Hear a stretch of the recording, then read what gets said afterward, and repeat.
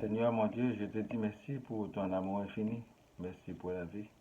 Merci pour tous tes bienfaits. Je t'adore, oh mon Dieu. Sois miséricordieux envers moi et envers tous ceux qui te cherchent. Pardonne-nous nos fautes. Nous reconnaissons notre imperfection, notre ingratitude. Augmente en moi la foi. Donne-moi la sagesse de pouvoir te suivre et te servir malgré l'ambiguïté de toutes sortes. Quoi qu'on fasse le bien et le mal, nous talonne. Éclaire-nous avec ton Esprit Saint afin de vaincre le mal. Chasse loin et très loin de nous l'esprit malin. Délivre-moi de tous mes ennemis et de tous mes adversaires. Je m'appelle Boniface Paradon, votre serviteur. Je vous salue amicalement dans le nom du divin Sauveur Jésus-Christ, le roi des rois. Que ton nom continue à sauver tous ceux qui croient en lui, en toi. Enfin, je vous dis merci et bienvenue sur les web, chers internautes, à l'écoute et à la visualisation de cette nouvelle édition. Soyez bénis. Le titre d'aujourd'hui, c'est L'Éternel m'a dit, va, prophétise à mon peuple d'Israël. Amos chapitre 4, du verset 10 à 17. Alors Amnasia, prêtre de Bethel, fit dire à Jéroboam, roi d'Israël, Amos conspire contre toi au milieu de la maison d'Israël. Le pays ne peut supporter toutes ces paroles. Car voici ce que dit Amos, Jéroboam mourra par l'épée, et Israël sera des captifs loin de son pays. Et Amathia dit à Amos, homme à vision, va-t'en, fuis dans le pays de Juda, mange-y ton pain, et là tu prophétiseras. Mais ne continue pas à prophétiser à Bethel, car c'est un sanctuaire du roi, et c'est une maison royale. Amos répondit à Amnasia, je ne suis ni prophète, ni fils de prophète, mais je suis berger et je cultive des sycomores. L'Éternel m'a pris derrière le troupeau, et l'Éternel m'a dit, va, prophétise à mon peuple d'Israël. Écoute maintenant la parole de l'Éternel, toi qui dis, ne prophétise pas contre Israël, et ne parle pas contre la maison d'Isaac. À cause de cela, voici ce que dit l'Éternel.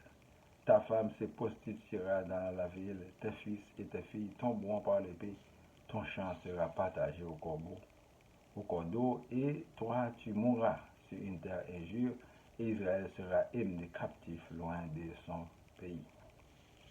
Pour la prédication, mes frères et sœurs dans le Seigneur, que la grâce et la paix de Dieu vous soient abondamment données. Profitez-en des vacances, mais soyez prudents comme le serpent et simples comme la colombe. L'Éternel Dieu veillera sur vous en tout temps, si vous croyez en lui. Le sage cherche à s'assurer à l'Éternel, son Dieu, qui le délivrera selon sa volonté, car c'est lui qui l'a conçu du germe jusqu'à son existence physique. Un homme de Dieu se démarque toujours du mal et des atrocités du mal, dénonce l'injustice, les crimes et la souffrance dans la société, et propose selon les messages divins des solutions à tous ces maux. Les chefs, les présidents, les premiers ministres, les gouvernements, les rois des nations ne le voient pas toujours de bon oeil. Il est souvent victime des mensonges et des complots par des partisans zélés de ces régimes abusifs.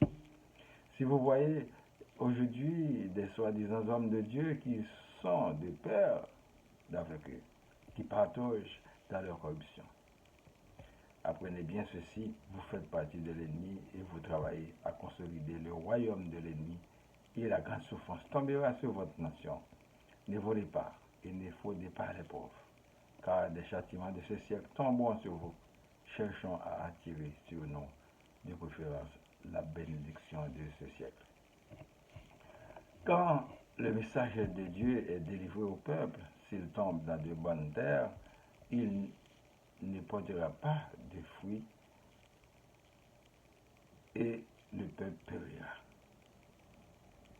S'il tombe dans de mauvaises terres, il ne portera pas de fruits et le peuple périra. Si le peuple entend la raison et se détourne du mal, il sera béni. N'endurcissez pas votre cœur à l'appel du Seigneur. Les malhonnêtes n'hériteront pas du royaume des cieux. Rien d'impur n'y aura de place. Car l'Éternel Dieu est pur et saint. Personne ne souillera son royaume éternel, sinon on subira le même sort que Lucifer et notre esprit sera perverti. Un homme de Dieu livrera son message à qui veut bien l'entendre, et le fait se produira dans un futur proche ou un futur lointain, selon l'Éternel Dieu. Malheur à celui qui rejette de telles prédications. C'est une occasion noble pour s'en sortir avec beaucoup de détermination des ténèbres, puisque la lumière est manifeste. Le prophète Amos n'était fait pas d'office de par lui-même, mais il fut choisi par l'Éternel Dieu malgré son statut précaire d'éleveur. Dieu élève ce qu'il veut à la dignité et à son service, tandis que l'homme forme des gens pour les servir. Les mêmes exemples d'antan se renouvellent autant que possible à chaque génération au besoin pour manifester sa présence parmi nous. Il est à la porte et notre délivrance n'est pas loin si nous l'acceptons. Le roi ne l'avait pas accepté et il avait payé le prix fort. Quand la décision avait été déjà prise par les puissances célestes, on n'a qu'à se conformer. C'est irrévocable. Cherchons dans toutes choses le Saint-Esprit de Dieu afin de choisir le bien au lieu de le mal pour notre sanctification. On en a grandement besoin pour notre salut. Peuple haïtien, comment nous souhaitons un bon combat dans la vie d'Issa. On veut aujourd'hui parce que demain, nous ne pas connaître. On ne pas juger soit par ce monde qui ne peut mener nous aucun côté.